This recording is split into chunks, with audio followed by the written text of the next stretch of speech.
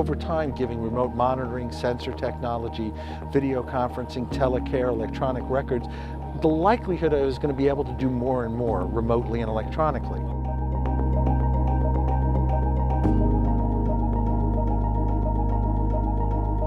By training, I'm a family doctor. I practiced in a small town in Enfield, Connecticut for about 20 years. Probably in the mid-90s, I had an experience on a 4th of July holiday weekend where I was taking call for maybe 15 primary care doctors.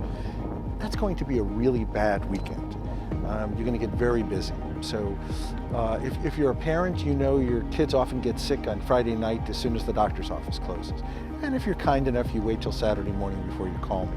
So Saturday morning, the calls start rolling in. Now mind you, it's a 3-day holiday weekend in the summer. I can't send everybody to the walk-in center or the hospital. My colleagues are going to be upset with me. So probably between 7 and noon, 1 o'clock, I must have got 150, 200 phone calls. And I found that by talking to people, asking them questions, doing telemedicine with the telephone at the time, it didn't have an EMR, didn't have video conferencing, I was able to probably dispose of 75, 80% of the people that called me.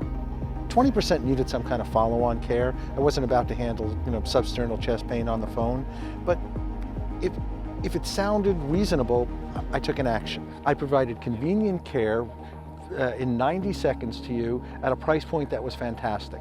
Then I come back into the office on Monday morning, and all of these calls would get intercepted by various secretaries. They become billable events. You take a half day off from work, pay me a couple of $100, and we got the same outcome.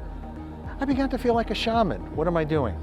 So I said, I want to develop a way to deliver inexpensive healthcare to the masses of the world, and I drank telemedicine Kool-Aid. So I drank the telemedicine Kool-Aid, and I thought that by delivering virtual care services, again, you can't do everything with virtual care, but there's a lot you can do. And I thought the puck, if you will, was moving in the direction that over time, giving remote monitoring, sensor technology, video conferencing, telecare, electronic records, the likelihood I was going to be able to do more and more remotely and electronically. I eliminate a significant part of my overhead when I do that. So what I have to charge for a visit to be profitable goes down dramatically.